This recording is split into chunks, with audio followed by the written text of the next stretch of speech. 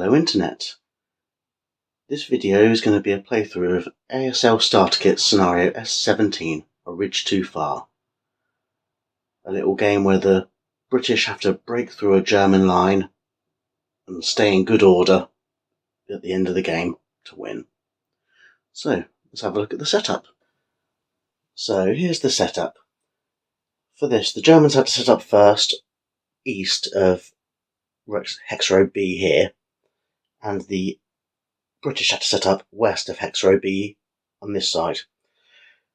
Now, for the British to win, they've got to have over 9 victory points on the east side of Hex Row K at the game end. And because of the SSRs, the British don't cower. Well, the elites and first lines don't cower. If I happen to ELR down to second line, then I might be in trouble. And all of these wood hexes are actually non-inherent orchards. So they're treated like orchard hexes, but you still need to, line of sight still needs to cross the actual woods representation itself. And the Germans have to set up one MMC per hex and not adjacent to any others. So they're very spread out. None of this woods is actually blocking line of sight. It's all very heavy hindrance here, so if you get too many in a row, you're not going to be able to see anything. So the general idea, I think, for the British is they've set up their mortar here to try and pick off some of these guys. There's LMGs here, here, here. And they'll just give it extra spawn fire. But I'm going to try and get them down the middle and try and pick apart whilst keeping as much cover as possible. Likewise, the Germans are going to be a bit more reactive on this, so depending on where the British move, they'll shore up their defences there whilst keeping some people at the back for cover.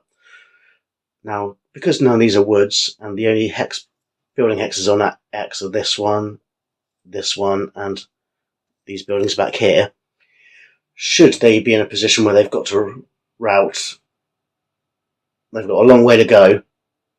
I mean, there's a lot of hindrance, so that the fact if they probably won't be open for interdictions, they might not be that much routing unless there's adjacent people. When they are adjacent, a failure to route is quite likely, especially if I can get a lot of troops out there. So, on with turn 1. So at the end of the turn 1, the Germans have moved in and really shored up their defence line against the bulk of the British, which appears to be coming on the south edge. So they've fanned out there to lay down some fire. This German unit here has been locked on to by both mortars, stayed broken. On the British side, we've got a broken LMG which tried to advance and couldn't, and a broken leader in the stack here with an LMG and a 648.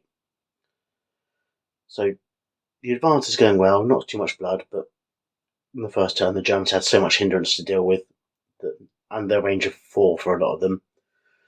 There was just nothing getting through them, the shots are 1+4s.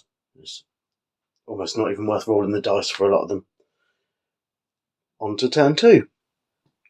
At the end of turn 2, the Germans have really secured their position, but the British mortar started laying down smoke to cover the build-up of forces that were there, which is what forced them to go around here. So the plan for the British now is for this mortar to keep laying down as much smoke as he can above here.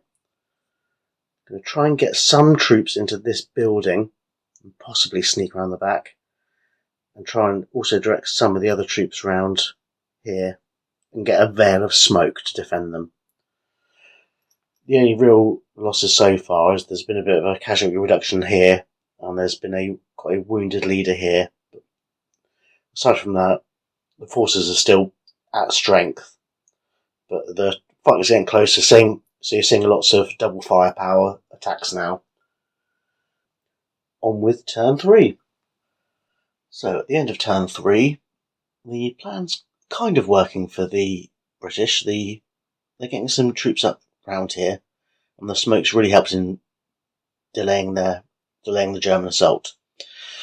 And there have been a few German losses here. I think taken out a couple of squads. However, there was a close combat here where the Germans did manage to move in after it turned to melee, and they have lost some British troops there. And there's a lot of troops. Go to that pin counter. So there's some broken English troops here under DM, under a leader though, so there's a good chance they might be able to come back and join the move up here. But the Germans have responded, and the troops that here, which were ineffective due to the smoke, have shifted up to this line of orchards. So, on to turn 4. At the end of turn 4, the British made almost no progress. The Germans really shut them down. Picks up a few units. There's lots of broken British. The British big mortar is currently malfunctioning, and the small mortar and that have both depleted their smoke anyway, so the shield plan really fell apart. For any British to get to beyond line K, even going CX now for 2 turns, I don't think they'd make it. So at this point it's just a gunfight to protect a bit of their dignity, and even that is completely stripped away. On with turn 5, no real need now because the British cannot win.